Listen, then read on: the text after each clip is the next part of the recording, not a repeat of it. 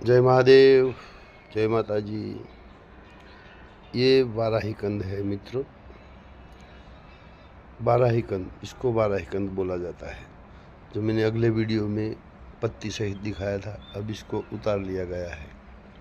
ये उतारा हुआ वाराही कंद क्या काम लगता है, इसकी क्या दवाई है, ये आप गूगल पे सर्च करके देख सकते हैं। इसका क्या गुण है, इसका आपको स्वतः ही पता चल जाएगा। ये है वाराही कंद। ऋषि मुनि साधु संत अगले 50 साल पहले जब कोई भजन करते थे तो निराहार रहते थे, अन्न नहीं लेते थे। उस टाइम इसको उबाल के सिद्ध करके आहार किया करते थे। ये है वाराही कंद मित्रों, गूगल पे सर्च करके देख लो वाराही कंद। जय महादेव, जय माता जी।